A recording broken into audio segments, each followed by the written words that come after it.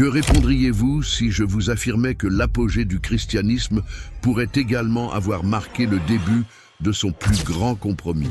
Un décret unique, ratifié par un empereur romain, a à jamais métamorphosé une religion persécutée.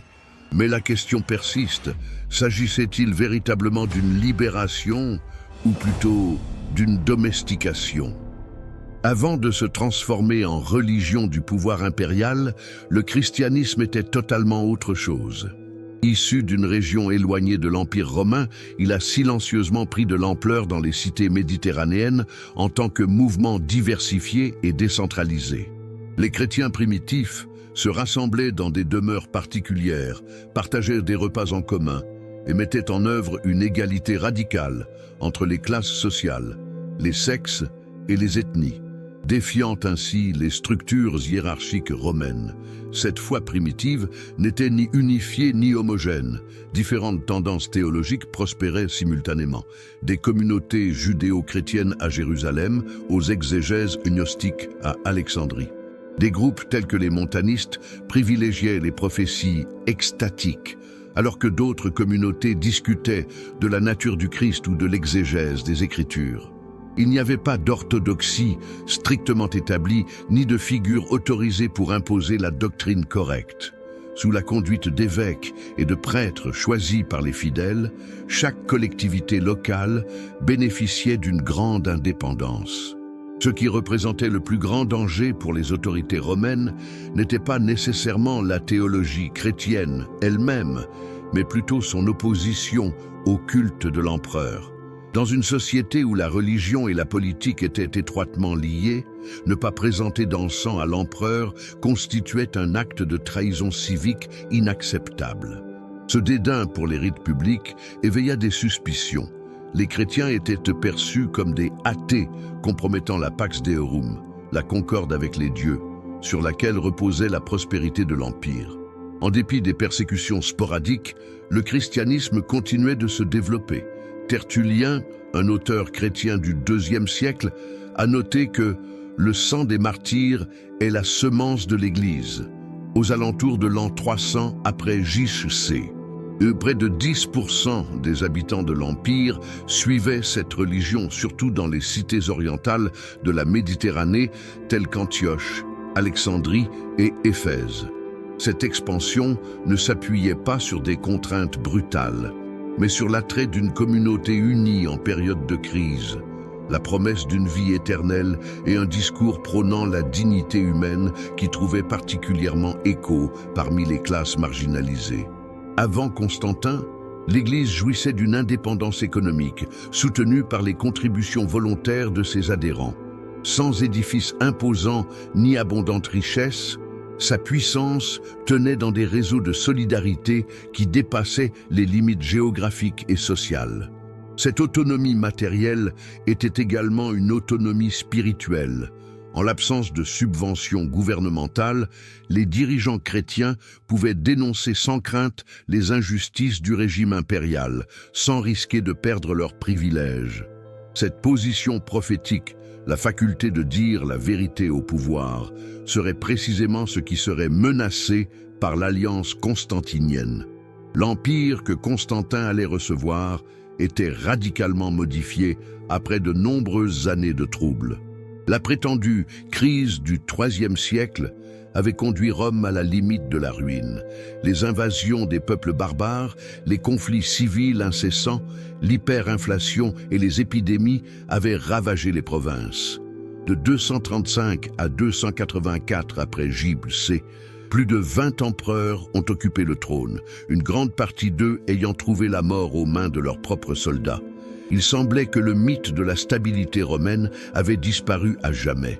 Dioclétien, un général issu de milieux modestes et devenu empereur en 284, a instauré des réformes radicales pour préserver l'Empire.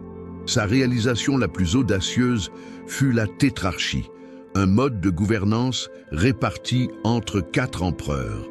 2 Augustes, Dioclétien en Orient et Maximien en Occident, dirigeraient avec l'aide de 2 Césars, Galère et Constance Chlore, le père de Constantin.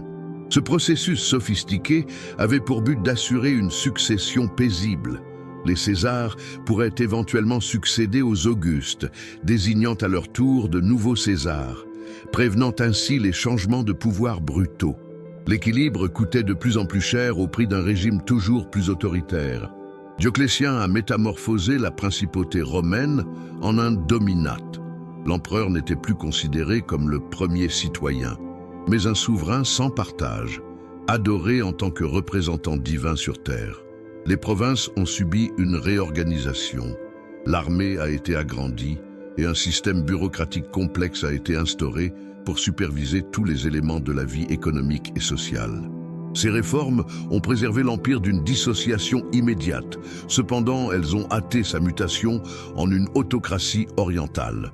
Le régime à 4 dirigeants a opéré tant que Dioclétien exerçait son pouvoir, mais il a sombré peu après sa renonciation en 305. Plutôt que de respecter le plan de succession, les légions ont commencé à désigner leurs généraux favoris en tant qu'empereurs. Les aspirations individuelles des tétrarques et de leur progéniture ont engendré une nouvelle vague de conflits civils dévastateurs qui ont affligé l'Empire pendant 20 ans. C'est à travers ce contexte de division et de combat pour l'autorité que nous devons saisir la montée en puissance de Constantin. En 306, après le décès de son père Constance Chlore, Constantin fut déclaré empereur par ses soldats en Bretagne. À cette époque, l'Empire était partagé entre 6 candidats à la couronne.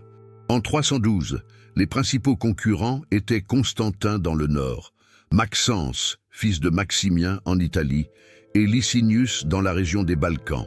Maximin d'Aia avait la main mise sur l'Égypte et la Syrie après la mort de Galério en 311. Comprendre pourquoi Constantin percevrait le christianisme comme une possible force unificatrice pour un empire déchiré se révèle crucial dans cette fragmentation politique. Au cours des 3 premiers siècles, les persécutions dirigées contre les chrétiens n'ont pas été constantes ni homogènes. En dépit de la perception courante d'une Église continuellement persécutée, les phases de répression intense étaient assez brèves et spécifiques, entrecoupées par des périodes prolongées de tolérance pragmatique. En général, les autorités romaines n'intervenaient contre les chrétiens que lorsqu'ils étaient dénoncés ouvertement, ou lors de crises particulières, peste, défaites militaires, qui exigeaient des coupables. La première persécution organisée, décrétée par Néron suite au grand incendie de Rome en 64 après J.C., était un événement circonscrit à la métropole impériale. Durant le IIe siècle, des souverains tels que Trajan ont instauré des stratégies ambiguës. Les chrétiens ne devaient pas être recherchés activement, mais si on les dénonçait et qu'ils refusaient d'offrir des sacrifices aux dieux, ils devaient être mis à mort. Marc Aurèle a renforcé les actions dans quelques provinces, entraînant les fameux martyrs de Lyon en l'an 167 de notre ère, durant lesquels des dizaines de chrétiens ont subi torture et exécution dans l'amphithéâtre. L'empereur Dèce a initié les premières persécutions impériales, organisées en 250 après J.C., imposant à tous les citoyens de réaliser des offrandes publiques aux divinités romaines et d'acquérir des attestations officielles, libelli, pour le prouver. Cette action, dictée par la situation militaire critique de l'Empire, avait pour but de rétablir la paix des dieux. Sous la contrainte, plusieurs chrétiens ont renié leur foi, d'autres ont corrompu des officiels pour se procurer de faux certificats, tandis que quelques-uns ont fermement refusé et ont été mis à mort. La répression menée par Valérien, 257-259 après J.C., ciblait en particulier le clergé et les chrétiens fortunés, saisissant les propriétés de l'Église et interdisant les rassemblements religieux. La grande persécution, lancée par Dioclétien en 303 après J.C., et a constitué l'effort le plus organisé pour éliminer le christianisme. Par l'intermédiaire de 4 décrets successifs, il ordonna la démolition des églises et des textes sacrés, le renvoi des chrétiens de leurs postes publics, l'incarcération des responsables religieux et enfin l'imposition universelle du sacrifice aux dieux sous peine d'exécution. La sévérité de cette répression a fluctué selon la région. Elle était particulièrement brutale en Orient sous le règne de Maximin d'Aza, alors que Constance Chlore, le père de Constantin, l'a à peine appliqué dans les provinces occidentales qu'il contrôlait. L'effet de ces persécutions a été paradoxal. Malgré les douleurs et les divisions internes entre les résistants et ceux qui ont capitulé, elles ont contribué à fortifier l'identité chrétienne. Les martyrs se sont transformés en héros culturels dont les récits suscitent la dévotion et encouragent de nouvelles conversions. La littérature martyriale, comprenant des actes de procès, des récits de passion et des légendes hagiographiques, a élaboré un récit fort de résistance pacifique qui trouvait un écho profond chez une population devenant de plus en plus déçue par le système impérial. Comme le noterait Tertullien, « Plus on nous abat, plus nous prospérons. Le sang des chrétiens représente une semence. » Quand Galère, souffrant gravement, promulgua son édit de tolérance en 311, il admettait de manière implicite l'échec de sa politique de persécution. L'Église a fait preuve d'une résilience institutionnelle et spirituelle qui a même impressionné ses détracteurs, ayant surmonté l'épreuve la plus redoutable. Toutefois, les séquelles de la persécution, confiscation de biens, communautés disloquées et graves traumatismes psychologiques, demeuraient. Nous devons saisir le sens véritable de l'édit de Milan dans ce contexte. Pas uniquement en tant que texte légal, mais aussi comme l'engagement d'une guérison collective suite à une génération de douleurs. Tout s'est modifié un après-midi d'octobre de l'an 312. À l'entrée de Rome, deux forces militaires se préparaient pour un affrontement crucial. Maxence, qui contrôlait l'Italie, faisait face à Constantin, le gouverneur du Nord. La victoire déciderait du sort de l'Occident romain. D'après les chroniqueurs chrétiens, cet après-midi-là, Constantin aurait vécu une expérience exceptionnelle qui allait radicalement changer non seulement sa propre existence, mais aussi la direction de la civilisation occidentale. Selon Eusèbe de Césarée, qui a écrit la biographie de l'empereur, Constantin a aperçu une croix illuminée dans le ciel, portant l'inscription « Par ce signe, tu vaincras » in hoc signo vinces. Durant cette nuit, le Christ lui est apparu en songe, lui commandant de faire figurer le symbole chrétien sur les boucliers de ses troupes. Un autre auteur moderne, Lactance, suggère une interprétation semblable. Constantin aurait reçu des directives célestes pour orner les boucliers du monogramme chrétien, Chi-Rho, qui sont les premières lettres grecques de Christos. Le jour suivant, la confrontation du pont Milvius s'est terminée par un triomphe décisif pour Constantin, tandis que Maxence se noie dans le Tibre en essayant de s'échapper. Cette conversion était-elle authentique ou une stratégie politique délibérée? Les historiens contemporains persistent à discuter de ses motivations. Les sceptiques notent que Constantin a persisté à recourir à des symboles païens pendant plusieurs années. Il a gardé le titre de Pontifex Maximus, grand prêtre du culte d'État, et n'a été baptisé qu'à l'heure de sa mort, en 337. Par ailleurs, sa supposée vision présente des similitudes avec des expériences qui ont été attribuées à d'autres empereurs, y compris une vision d'Apollon, évoquée par Constantin lui-même plusieurs années auparavant. S'agissait-il simplement d'une forme de légitimation divine courante dans la tradition impériale? Par ailleurs, les mesures ultérieures prises par Constantin indiquent un engagement personnel notable. Il a brisé la convention en s'abstenant de se rendre au Capitole pour présenter des offrandes suite à sa victoire, a commencé à s'entourer de conseillers chrétiens tels qu'Osio de Cordoue et a continuellement soutenu l'Église avec des donations et des privilèges durant les 2 décennies subséquentes. Sa mère, Hélène, qui a eu une grande influence sur lui, était une fervente chrétienne et effectua un pèlerinage en Terre Sainte où elle aurait identifié de supposées reliques de la crucifixion. Le fait de retarder son baptême ne signifie pas nécessairement une absence de sincérité. Les adultes récemment convertis repoussaient souvent ce sacrement, car les péchés post-baptême étaient jugés de plus grande importance. Dans son rôle de chef militaire, Constantin était contraint de donner des ordres d'exécution et de s'engager dans des batailles, ce qui lui faisait prendre conscience que sa position n'était pas en accord avec la pureté du baptême. Son statut de catéchumène, candidat pour le baptême pendant de nombreuses années, témoigne plus d'une précaution spirituelle que d'une indifférence. Il est probable que la vérité rassemblera à la fois des aspects spirituels et politiques. Constantin, le fils d'un fonctionnaire qui avait une attitude bienveillante envers les chrétiens, avait constaté l'insuccès des persécutions et la progression démographique significative des chrétiens. Dans un empire déchiré par des divisions religieuses et politiques, le christianisme proposait une structure organisationnelle à l'échelle régionale, ainsi qu'un potentiel facteur d'unification. Si son tournant initial était motivé par un pragmatisme politique, il semble s'être progressivement transformé en une conviction personnelle qui a profondément influencé ses politiques et son héritage. Comme le fait remarquer l'historien Timothy Barnes, la conversion de Constantin était à la fois authentique et opportuniste.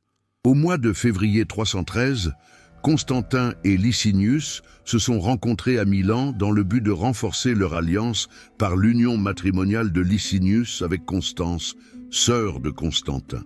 Dans le contexte des célébrations de mariage, les deux souverains ont décidé d'une politique religieuse innovante qui se propagerait à l'ensemble de l'Empire, poursuivant ce que Constantin avait déjà instauré dans ses domaines occidentaux. La liberté de culte totale, avec une attention spécifique sur la cessation des persécutions dirigées contre les chrétiens. À l'opposé de ce que son intitulé laisse entendre, le édit de Milan n'était pas officiellement un édit signé dans cette cité, mais plutôt un ensemble de directives établies que Licinius a ensuite mises en œuvre à Nicomédie. Le document intégral n'a pas été préservé en tant qu'entité autonome. Cependant, nous sommes informés de son contenu par le biais de Lactance, qu'il a reproduit dans son ouvrage « De la mort des persécuteurs », ainsi que par Eusèbe de Césarée, qui a intégré une adaptation grecque dans sa Histoire ecclésiastique. Le contenu de l'édit était révolutionnaire pour son époque. Il déclarait « Nous avons décidé de donner aux chrétiens, tout comme à tous les autres, la liberté de choisir la religion qu'ils désirent. » Cette déclaration était remarquable. Pour la première fois, l'État romain a officiellement reconnu le droit à la liberté de culte comme un principe universel, et non comme un privilège spécifique à un groupe. Même s'il a surtout profité aux chrétiens, il englobait explicitement tous les autres, établissant une norme de tolérance religieuse qui serait innovante même selon les standards contemporains. Outre la permission d'exercer le culte, l'édit stipulait que toutes les propriétés chrétiennes qui avaient été saisies lors des persécutions devaient être restituées sans délai et sans frais. Églises, sépultures et autres biens communaux. Si ces derniers avaient été cédés à des tiers, l'État indemnisera les acheteurs pour assurer leur retour. Cette restitution matérielle ne se contentait pas d'avoir une valeur symbolique. Elle offrait aux communautés chrétiennes les moyens physiques indispensables pour rétablir leur existence ecclésiastique publique après de nombreuses années de secret. L'explication officielle de l'édit dévoilait une ambivalence théologique minutieuse. Il garantissait que la politique de tolérance nouvellement adoptée autoriserait toute divinité ou force céleste existante à nous être favorable, tout comme à tous ceux qui sont sous notre pouvoir. Ce terme, volontairement ambigu, permettait aussi bien des interprétations monothéistes que polythéistes, mettant en lumière le besoin pour Constantin et Licinius de concilier leurs croyances personnelles avec la pluralité religieuse de l'Empire. Alors que Licinius, pragmatique de foi païenne, voyait sans doute l'édit comme une action neutre de l'État, Constantin y percevait plutôt le premier pas vers un empire christianisé. Cette divergence essentielle dans la compréhension du document qu'ils ont tous deux signé allait finalement conduire à la dissolution de leur entente et à l'éclatement d'une guerre civile entre eux en 324. Cette confrontation aboutira sur la victoire de Constantin et l'unification de l'Empire sous un seul souverain clairement partisan du christianisme. Les répercussions de l'édit de Milan ont rapidement été ressenties à travers tout l'Empire. Les églises qui avaient été saisies ont été restituées. Les chrétiens en exil sont revenus dans leur communauté et la foi précédemment persécutée a soudainement émergé à la lumière du jour. Le changement n'était pas uniquement de nature juridique, mais également sociologique en profondeur. En l'espace de quelques mois, le christianisme a évolué d'une pratique clandestine à une religion bénéficiant de la faveur directe de l'Empire. Ce favoritisme s'est initialement manifesté à travers un ambitieux plan de construction. C'est Constantin qui a pris en charge le financement de l'édification de somptueuses basiliques à Rome, Jérusalem, Constantinople et d'autres cités notables. La basilique du Latran, l'ancienne basilique Saint-Pierre à Rome, l'église du Saint-Sépulcre à Jérusalem ainsi que la première Hagia Irène à Constantinople ont modifié la manifestation physique du christianisme dans le panorama urbain. Ces édifices ne se contentaient pas d'être pratiques, ils étaient délibérément majestueux, pensés pour impressionner et transmettre la nouvelle position du christianisme en tant que religion de prédilection. L'architecture reproduisait le style de la basilique romaine, initialement un édifice civil destiné à l'administration et à la justice, avec un objectif liturgique représentant l'union entre l'autorité impériale et le culte chrétien. Les bénéfices économiques attribués au clergé chrétien furent tout aussi révolutionnaires. Constantin a libéré les prêtres chrétiens du paiement des taxes municipales et des services publics obligatoires, munera, un droit qui était auparavant réservé à l'aristocratie romaine et aux prêtres de la religion païenne. Cette dérogation ne réduisait pas uniquement les fardeaux économiques, mais rehaussait aussi le rang social de la hiérarchie ecclésiastique. Rapidement, des familles fortunées ont commencé à diriger leurs enfants vers des professions ecclésiastiques précédemment dévalorisées, modifiant graduellement la structure socio-économique du leadership chrétien. De plus en plus, la loi impériale était un reflet des valeurs chrétiennes. En 321, Constantin établit le dimanche comme jour de repos officiel, désigné sous le nom de « jour vénérable du soleil ». Ceci mêle, de façon ambiguë, la terminologie solaire païenne à l'habitude chrétienne d'observer le jour du Seigneur. Il a proscrit la crucifixion en tant que moyen d'exécution, ainsi que l'habitude de stigmatiser les délinquants au visage, faisant appel à la dignité humaine créée à l'image de Dieu. Il a limité le divorce, sanctionné l'infidélité et dissuadé la présentation des bébés non désirés. Toutes ces actions en accord avec les valeurs chrétiennes, bien qu'elles aient été instaurées petit à petit afin de ne pas heurter la population traditionnaliste. Les chrétiens ont commencé à accéder à des positions de pouvoir qui leur étaient précédemment interdites. Même s'il n'y a pas eu de nettoyage systématique des officiers païens, Constantin a encouragé la montée en puissance des chrétiens dans des positions élevées tant administratives que militaires. Osio de Cordoue a occupé le rôle de conseiller personnel, tandis qu'Eusèbe de Nicomédie a acquis une influence majeure à la cour.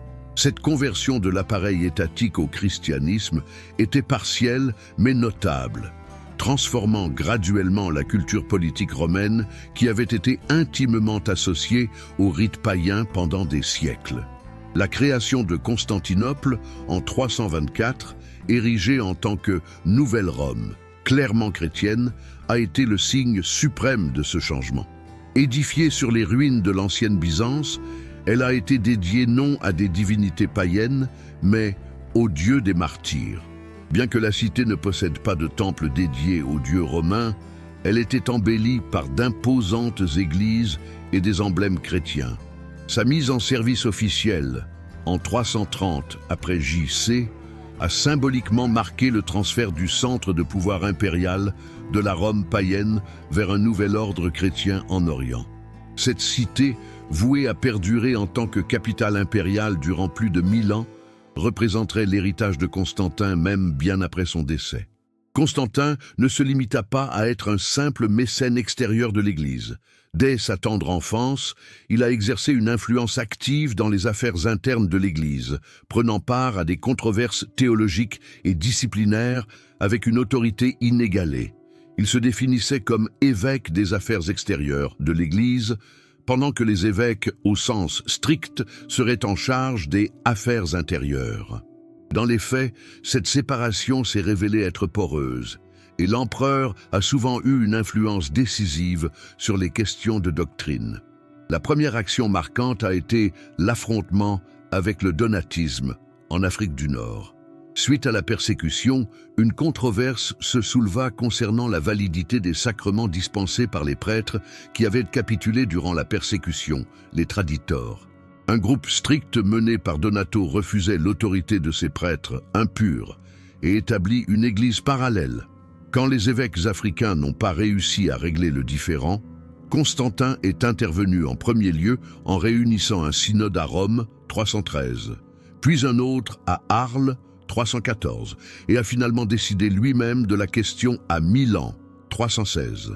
Bien qu'il ait d'abord essayé de réconcilier les deux factions, il a finalement pris position contre les donatistes, déployant des forces impériales pour saisir leur lieu de culte et expulser leur chef, établissant ainsi le périlleux précédent de l'ingérence gouvernementale dans les questions religieuses.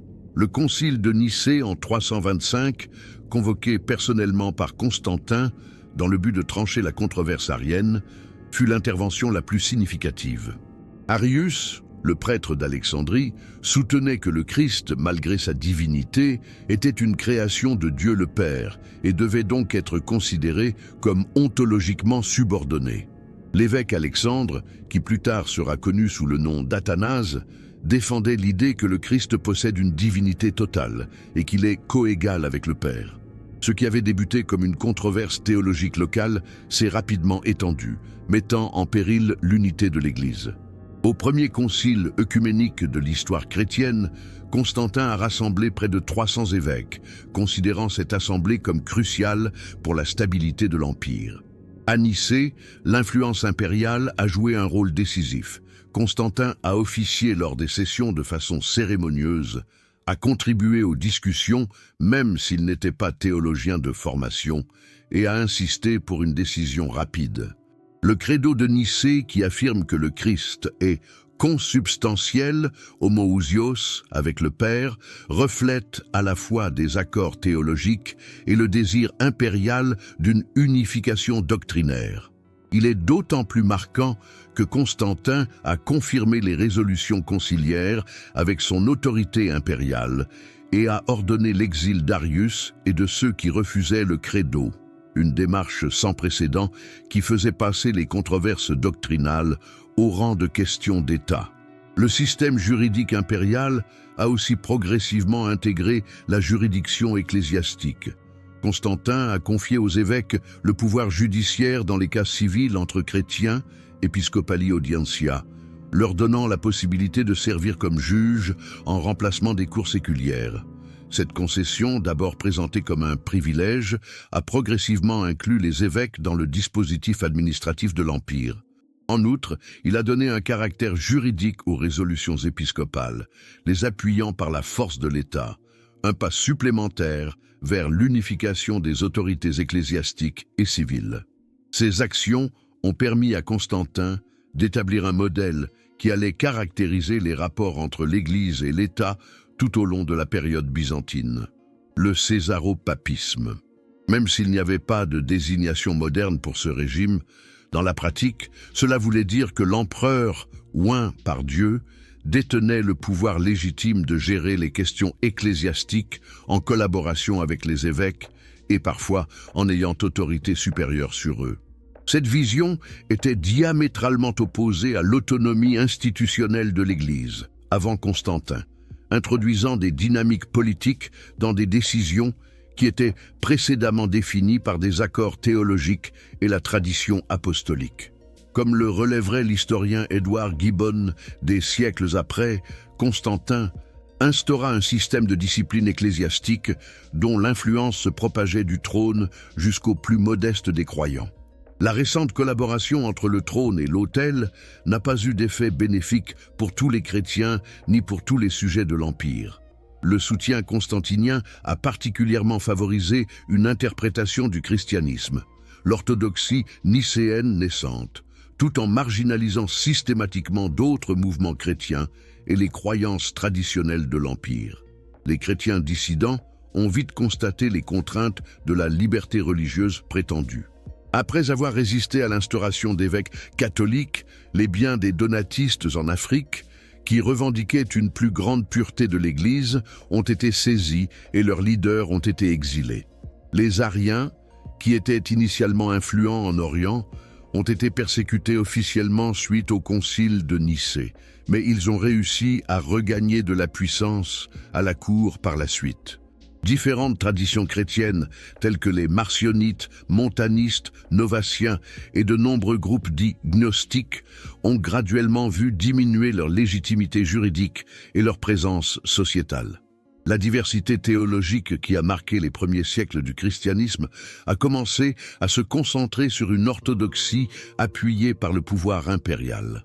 Les Juifs ont, en théorie, maintenu leur statut légal de religio licita, religion permise. Cependant, leur situation s'est peu à peu dégradée.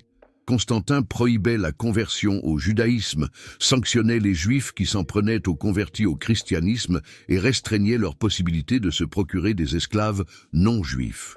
Même s'il n'y a pas eu de persécution organisée, la rhétorique impériale a progressivement pris un ton hostile, présentant les Juifs comme des meurtriers du Seigneur et leur foi comme néfaste. La loi instaurée par Constantin a établi des précédents qui ont conduit à de strictes limitations sous les règnes d'empereurs ultérieurs tels que Théodose II et Justinien. Sous le règne de Constantin, les païens, qui demeuraient majoritaires en nombre, ont fait face à une marginalisation graduellement non violente. Bien qu'il n'ait pas explicitement banni les cultes traditionnels, l'empereur a coupé le financement public des festivités païennes, limité les offrandes publiques et imposé la fermeture des sanctuaires liés à des activités jugées immorales, telles que la prostitution rituelle. De manière notable, il a mis un terme à l'aide impériale destinée aux prêtres païens, ce qui a réduit l'emprise économique de ces institutions religieuses qui avaient bénéficié du soutien de l'État pendant des siècles.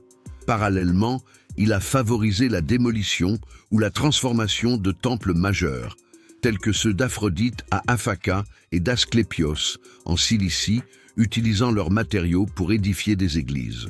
Au sein de l'Empire, les groupes ethniques et linguistiques minoritaires ont été soumis à des pressions visant à uniformiser leurs pratiques religieuses. Des groupes tels que les Goths, qui ont embrassé des versions ariennes du christianisme grâce à des missionnaires comme Ulfilas, ont vu leurs coutumes religieuses proscrites. Les communautés syriaques, coptes et arméniennes, possédant leurs propres traditions liturgiques et théologiques, ont subi une pression de plus en plus forte pour se conformer aux standards gréco-romains d'orthodoxie. Sous l'influence normalisatrice du patronage impérial, la variété qui définissait le christianisme primitif a commencé à diminuer. Les adeptes de religions mystiques et des religions rurales traditionnelles étaient particulièrement exposés.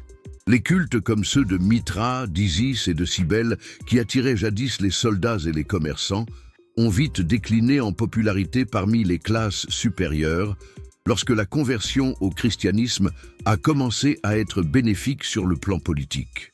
Les rituels religieux ruraux, méprisément désignés comme paganisme, du latin pagus, signifiant village, ont été progressivement négligés malgré leur persistance tenace dans les zones isolées. Les devins, astrologues et prêtres des cultes oraculaires ont vu leur situation se durcir avec des restrictions de plus en plus nombreuses, qui pourraient aboutir à une criminalisation. Ces derniers ont été requalifiés par la rhétorique chrétienne comme des pratiquants de magie prohibés. Cette transformation du panorama religieux a instauré un précédent délicat, la validation de l'autorité de l'État pour définir les orthodoxies religieuses et pénaliser les divergences. Même si l'édit de Milan a déclaré la liberté universelle, il a en réalité ouvert la voie à une période où le gouvernement intensifierait progressivement son autorité coercitive afin d'imposer l'adhésion religieuse. Pourrait-on, avec une pointe d'ironie, faire remarquer comme un historien moderne le christianisme, ayant débuté dans l'histoire en tant que religion persécutée, a su tirer trop bien les leçons des méthodes de ses anciens persécuteurs. Au cours de cette transformation radicale du christianisme, aucune personnalité intellectuelle n'a eu plus d'influence qu'Eusèbe de Césarée, dont l'écriture a construit le récit triomphaliste qui allait façonner la perception chrétienne de soi-même pendant des siècles. Eusèbe, né en Palestine aux alentours de 260 après J.C., a traversé la grande persécution et a été témoin du tournant décisif sous Constantin. Il a dédié une partie conséquente de sa carrière littéraire à analyser ces événements qu'il percevait comme le couronnement providentiel de l'histoire du salut. Son principal ouvrage, Histoire ecclésiastique, terminé en plusieurs versions entre 311 et 325, a transformé l'historiographie. Pour la première fois, un écrivain chrétien a utilisé des techniques de recherche historique rigoureuses, en citant des documents, en faisant des comparaisons de sources et en organisant les informations dans l'ordre chronologique, afin de décrire l'évolution de l'Église depuis ses débuts jusqu'à sa victoire constante sous Constantin. Cette œuvre titanesque a mis en place la conception de l'histoire comme un avancement providentiel vers la christianisation de l'Empire, dépeignant Constantin en tant qu'instrument divin qui clôturait 3 siècles de résistance chrétienne et de martyrs. Son œuvre ultérieure, Vie de Constantin, écrite après le décès de l'empereur en 337, a eu une signification plus importante pour la fusion Église-État. Ce document, qui allie biographie, éloge et hagiographie, a façonné la représentation de Constantin en tant qu'égal aux apôtres, isoapostolos, un Moïse modernisé délivrant le peuple de Dieu de la persécution. Eusèbe redéfinissait le pouvoir impérial en termes clairement théologiques. L'empereur était le vicaire du Christ, son émissaire sur terre, dont la monarchie reflétait la royauté divine dans les cieux. Cette théologie politique justifiait le césaropapisme constantinien en tant qu'ordre divin, et non comme une solution temporaire. Son ouvrage « Laus Constantini », Éloge de Constantin, présenté sous forme de discours lors des festivités du tricentenaire du gouvernement impérial, élaborait une argumentation théologique complexe en faveur de l'Empire chrétien. Constantin était dépeint comme un imitateur mimète, du logos divin poursuivant sur terre l'œuvre directrice que le Christ réalisait dans les cieux. Cette liaison entre l'administration céleste et terrestre métamorphosait l'empereur d'un simple gouvernant politique en intermédiaire cosmique entre Dieu et les hommes, une glorification inédite de l'autorité temporelle. Eusèbe n'était pas seulement un historien impartial, il a également été le concepteur idéologique de la synthèse constantinienne.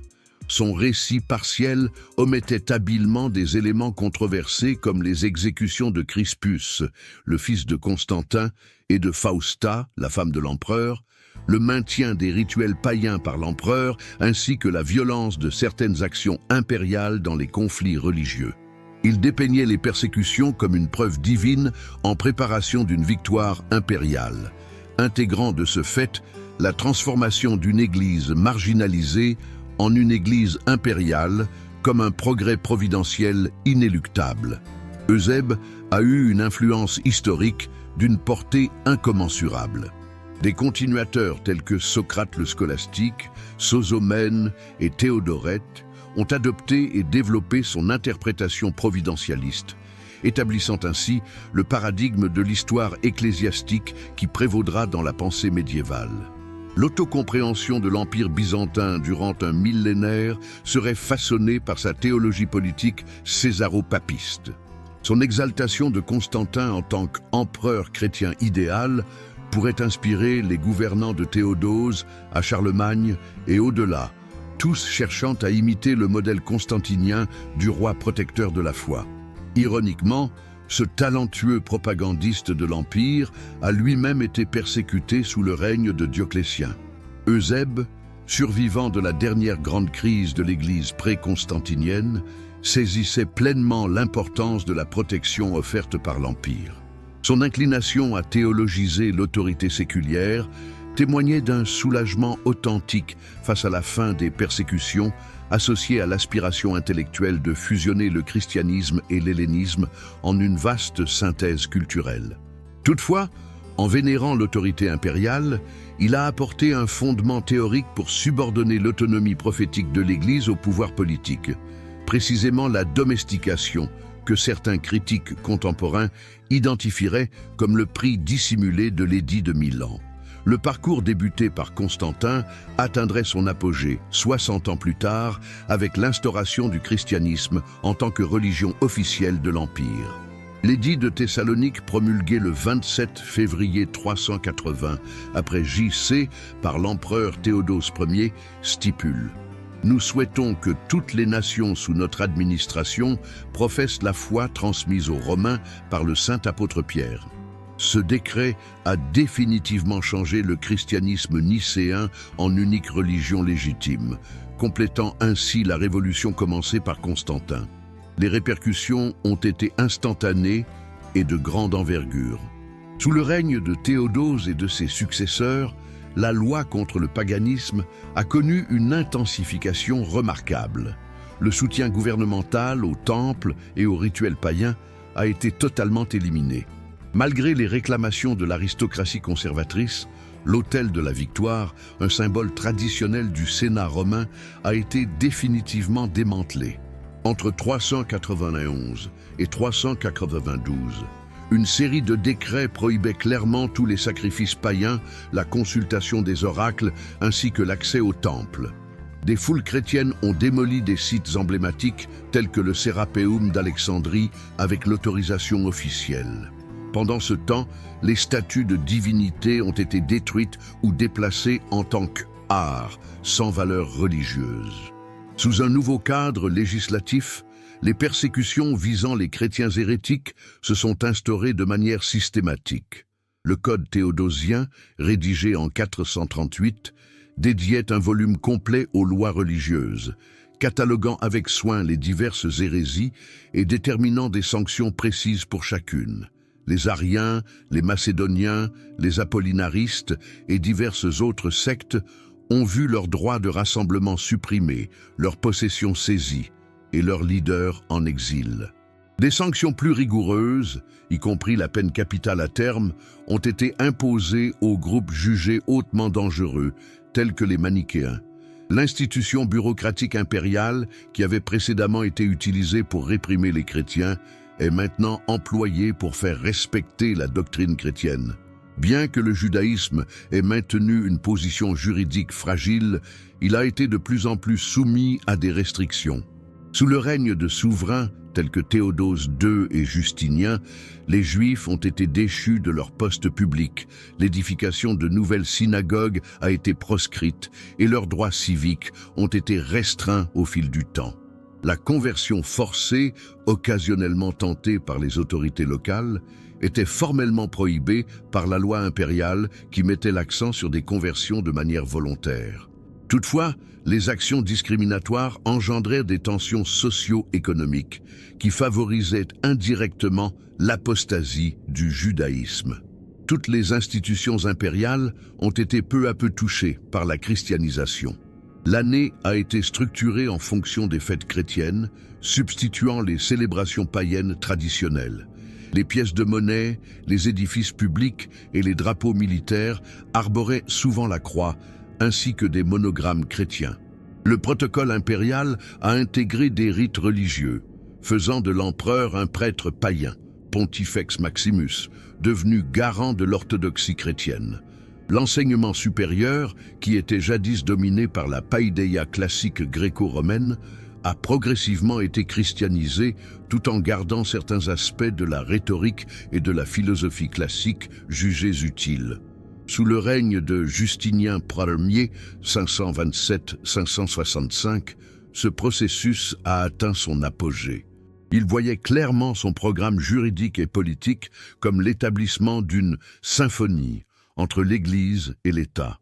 Le Code justinien, qui était audacieux, débutait par des références à la Trinité et à l'orthodoxie chrétienne avant de traiter des questions temporelles, symbolisant ainsi la totale subordination du droit à la théologie.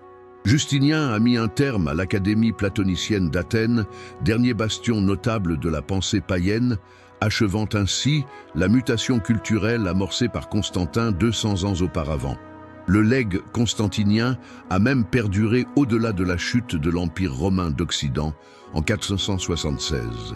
Le modèle byzantin de césaropapisme, qui accordait à l'empereur une influence considérable dans les domaines ecclésiastiques, aurait perduré à Constantinople jusqu'en 1453. Charlemagne aurait revitalisé le concept de l'Empire chrétien en 800 en Occident, ce qui a inspiré le Saint-Empire romain germanique du Moyen Âge. La doctrine médiévale papale de la plenitudo potestatis, plénitude de pouvoir, qui prétendait à la suprématie ecclésiastique face aux autorités séculières, fonctionnait néanmoins au sein du paradigme constantinien d'une chrétienté unifiée sous un commandement centralisé, simplement en inversant l'échelle de la hiérarchie. Il se peut que l'héritage le plus significatif ait été d'ordre conceptuel. L'idée que le christianisme et l'autorité laïque pouvaient et devaient même s'unir dans une harmonie providentielle. Cette notion, lancée par l'édit de Milan et approfondie théologiquement par Eusèbe, aurait une influence incommensurable sur l'histoire occidentale. Des guerres saintes du Moyen-Âge aux couronnements royaux contemporains, des confessions étatiques en Europe aux rationalisations coloniales de la civilisation chrétienne, le modèle constantinien de la religion appuyée par l'autorité coercitive résonnerait à travers les âges, pour le meilleur et pour le pire. Que se serait-il passé si Maxence avait triomphé de Constantin au pont Milvius? Et si l'édit de Milan n'avait jamais été édicté? Et si le christianisme avait demeuré une religion marginale sans soutien impérial? Bien que les récits contrefactuels soient fondamentalement spéculatifs, leur exploration offre un éclairage sur le sens véritable de la révolution constantinienne.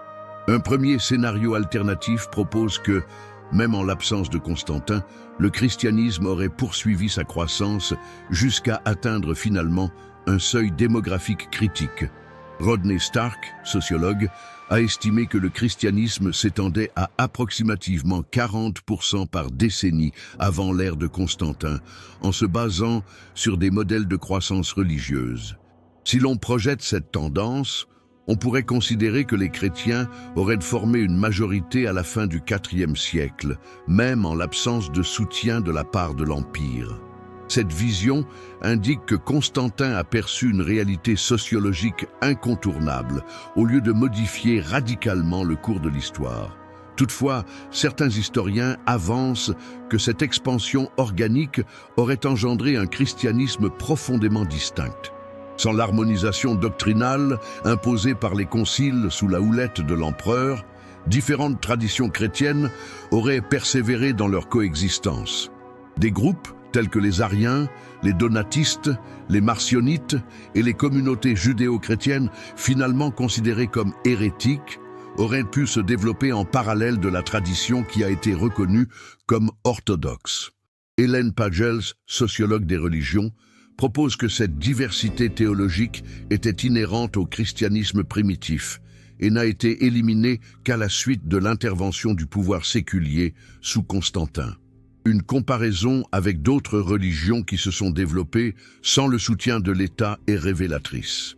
Le mitraïsme, qui était à la fois contemporain et en compétition avec le christianisme naissant, s'est rapidement éteint après avoir perdu son statut officiel. Le manichéisme, persécuté à la fois par les autorités romaines et sassanides, a perduré en Asie centrale pendant plusieurs siècles sans jamais cependant parvenir à une domination culturelle. Le judaïsme, malgré son autonomie face aux États païens et chrétiens, a élaboré des structures communautaires non hiérarchisées et des traditions de pensée spécifiques, adaptées à sa condition minoritaire. Ces exemples indiquent que le christianisme, sans le tournant constantinien, aurait évolué avec des structures institutionnelles et des emphases théologiques distinctes. Le développement alternatif de la relation entre l'Église et l'État aurait été particulièrement notable. Sans l'ère constantinienne, une tradition chrétienne plus résolument distincte aurait pu voir le jour, semblable à celle des communautés anabaptistes ou Quakers qui ont émergé plusieurs siècles par la suite. Selon le théologien ménonite John Howard Yoder, l'Église avant Constantin avait une ecclésiologie radicalement différente. Elle était une communauté contre-culturelle qui refusait la violence de l'État et conservait son autonomie prophétique face aux structures de pouvoir. Ainsi, l'édit de Milan n'a pas marqué la victoire du christianisme, mais plutôt l'appropriation de son impulsion révolutionnaire initiale. Les pratiques ascétiques, comme le jeûne, le célibat et la pauvreté choisie, auraient sans doute maintenu une plus grande importance dans un christianisme dépourvu de privilèges impériaux. Des historiens tels que Peter Brown mettent en évidence que l'émergence du mouvement monastique, coïncidant précisément avec l'institutionnalisation du christianisme sous Constantin, constituait partiellement une réponse à la soumission au pouvoir et à la richesse. Dans un scénario alternatif, ces éléments contre-culturels auraient pu constituer le christianisme prévalent plutôt que de se transformer en vocation spécialisée au sein d'une église principalement associée aux structures sociales dominantes. Sans l'harmonisation contrainte par les conciles impériaux, le développement doctrinal aurait suivi des trajectoires distinctes. Les discussions théologiques concernant la Trinité, la nature du Christ ou le lien entre foi et œuvre auraient persisté, possiblement avec davantage de tolérance pour les différentes perspectives, cohabitant au sein de communautés en contact, sans toutefois être placées sous une autorité centralisée. L'examen comparatif des traditions chrétiennes qui ont évolué en dehors de l'Empire, à l'instar de l'Église d'Orient en Perse, ou à ses frontières, comme l'Église éthiopienne, fournit des perspectives sur ces parcours divergents. La différence la plus notable aurait pu être la relation entre le christianisme et la contrainte religieuse. Sans accès au pouvoir gouvernemental, un christianisme minoritaire aurait forcément soutenu la tolérance religieuse pour des raisons d'intérêt personnel, à l'instar de certains apologistes pré-constantiniens comme Lactance, qui a exprimé avec éloquence son opposition à la persécution peu avant l'édit. Dans ce contexte alternatif, il est possible que la fusion ininterrompue entre la croix et l'épée, qui pourrait potentiellement justifier les croisades, les inquisitions et les guerres de religion, n'aurait jamais eu lieu. Comme l'a noté l'historien Roland Benton, peut-être que la plus grande ironie de l'histoire est celle-ci, que l'Église, après Constantin, ait embrassé la même doctrine de la contrainte religieuse qu'elle avait dénoncée lorsqu'elle en était elle-même la cible. Cette constatation soulève la question de savoir si la liberté conférée par l'édit de Milan justifiait le coût payé en termes d'indépendance prophétique et de cohérence éthique. L'édit de Milan et la transformation constantinienne demeurent des sujets de vif débat parmi historiens, théologiens et sociologues d'aujourd'hui. Chaque point de vue révèle autant sur les enjeux contemporains que sur les contextes historiques, illustrant la signification persistante de ces événements qui ont modelé notre civilisation. L'historiographie conventionnelle, illustrée par des chercheurs tels que Norman H. Baines et A.H.M. Jones, a perçu le tournant constantinien principalement comme un changement institutionnel pragmatique. Ces recherches se concentraient sur les continuités administratives et diplomatiques des politiques religieuses avant et après Constantin, plaçant l'édit dans le processus progressif de conciliation entre l'Empire et l'Église.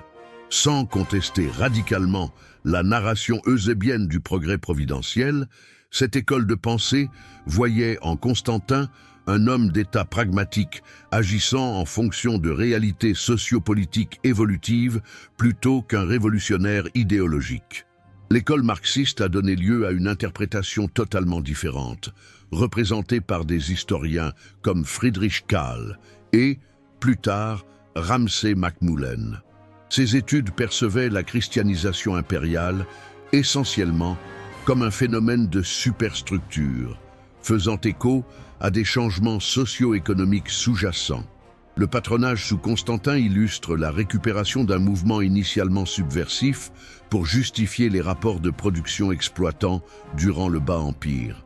Il était particulièrement notable de constater que les évêques, après Constantin, provenaient de plus en plus des classes possédant des terres, ce qui a aligné les intérêts de l'Église avec ceux des élites économiques prépondérantes. D'un point de vue théologique, des intellectuels anabaptistes tels que John Howard Yoder et Stanley Hauerwas ont élaboré une critique sévère du constantinianisme, le considérant comme une trahison profonde du message évangélique initial. Son argument principal, selon lequel l'Église a renoncé à son appel prophétique et pacifique en acceptant les prérogatives impériales, a marqué de manière importante la théologie politique actuelle. Cette critique, bien que historiquement simple sous certains aspects, a mis en lumière des interrogations cruciales concernant l'harmonie entre le pouvoir coercitif et l'éthique chrétienne, dépassant ainsi les discussions historiographiques techniques. Des perspectives de genre ont été appliquées par des courants féministes et womanistes pour réévaluer la période constantinienne, mettant en évidence des aspects qui avaient été négligés auparavant. Des spécialistes comme Kate Cooper et Elizabeth Clarke ont enregistré comment l'établissement de Constantin a coïncidé avec l'exclusion des directions féminines qui avaient fleuri dans les sociétés avant-constantiniennes. Sous la surveillance de l'épiscopat masculin, les groupes ascétiques féminins tels que les veuves consacrées et les vierges urbaines ont vu leur indépendance s'éroder, devenant de plus en plus en phase avec l'autorité patriarcale romaine. Ce point de vue indique que la domestication du christianisme s'est réalisée littéralement par la domestication de femmes qui étaient précédemment influentes au sein des communautés chrétiennes indépendantes. Les projets impérialistes culturels ultérieurs ont été interprétés comme étant le prototype de la christianisation constantinienne par les études postcoloniales contemporaines. Des chercheurs tels que Gayatri Spivak et R.S. Sugirtaraja notent des similitudes entre l'application de l'orthodoxie nicéenne sur les diverses traditions théologiques locales et les processus coloniaux contemporains où le christianisme missionnaire a servi d'instrument de civilisation impériale. Ce texte se focalise sur les similarités entre le modèle constantinien et les rationalisations religieuses des conquêtes européennes en Amérique, en Afrique et en Asie plusieurs siècles plus tard. Le dialogue interreligieux actuel a provoqué des révisions concernant l'influence de Constantin sur les rapports entre les diverses traditions religieuses. Des érudits juifs, tels que Daniel Boyarin, affirment que la démarcation stricte entre le judaïsme et le christianisme en tant que religion séparée était partiellement le résultat de l'établissement constantinien, qui nécessitait la définition des orthodoxies par des exclusions systématiques. Des chercheurs musulmans tels que Tarif Khalidi ont étudié comment l'union constante entre la religion et le pouvoir impérial, issue de la fusion constantinienne, a par la suite influencé les interprétations islamiques des liens entre la communauté religieuse, Oumma, et l'autorité politique, calife. Des recherches archéologiques et papyrologiques récentes ont rendu plus complexes les histoires historiques antérieures, mettant en lumière des continuités et des ruptures matérielles durant la transition constantinienne. Les excavations d'églises antérieures à Constantin, telles que celle de Doura Europo, révèlent une sophistication architecturale et artistique qui a été sous-évaluée jusqu'à présent, remettant en cause la perception du christianisme pré-constantinien comme étant uniquement secret ou primitif. Parallèlement, l'étude des schémas de parrainage en architecture révèle comment les basiliques constantiniennes ont instauré une hiérarchie spatiale, révélant de nouvelles différences entre le clergé et les laïcs, moins marquées auparavant. Les sciences sociales actuelles proposent des cadres d'interprétation additionnels. Les travaux de théoriciens comme Max Weber et plus tard Peter Berger sur l'institutionnalisation religieuse nous aident à comprendre comment les mouvements qui sont à l'origine charismatiques finissent par mettre en place des structures bureaucratiques à mesure qu'ils s'étendent démographiquement. Dans ce contexte, l'ère constantinienne a symbolisé une accélération des processus institutionnels déjà en cours à l'intérieur, plutôt qu'une imposition purement externe. Par ailleurs, les théories anthropologiques concernant la ritualisation du pouvoir indiquent comment les rites liturgiques chrétiens ont été habilement modifiés pour intégrer des symboles impériaux. facilitant ainsi les changements culturels pour les communautés familiarisées avec l'équivalence entre le politique et le sacré. Il est possible que le décalage interprétatif essentiel perdure entre ceux qui perçoivent l'édit de Milan comme un triomphe pour le christianisme et ceux qui y voient une délicate défaite spirituelle. Le théologien orthodoxe John Meyendorff admet des ambiguïtés inhérentes. La conversion de Constantin a symbolisé la victoire de l'Église sur son persécuteur le plus redoutable. Cependant, cela a également marqué le commencement d'une nouvelle sorte de tentation, celle du pouvoir, de la richesse et de l'implication dans le monde. Cette dualité illustre la complexité de l'héritage constantinien, simultanément émancipateur et domestiqueur, expansif et contraignant, victorieux et compromettant. Comme l'affirme l'historien Timothy Barnes, la conversion de Constantin a modifié le monde, mais pas dans la mesure où il l'aurait souhaité ou envisagé entièrement. L'édit de Milan, à l'instar de tous les tournants historiques marquants, a engendré des répercussions à la fois intentionnelles et inattendues, des avantages incontestables et des préjudices significatifs, ouvrant la voie à de nouvelles opportunités tout en fermant d'autres. Son legs demeure aussi flou et sujet à débat aujourd'hui qu'il l'était il y a 1700 ans, une preuve de sa pertinence persistante pour saisir les liens complexes entre foi et pouvoir qui persistent à façonner notre civilisation.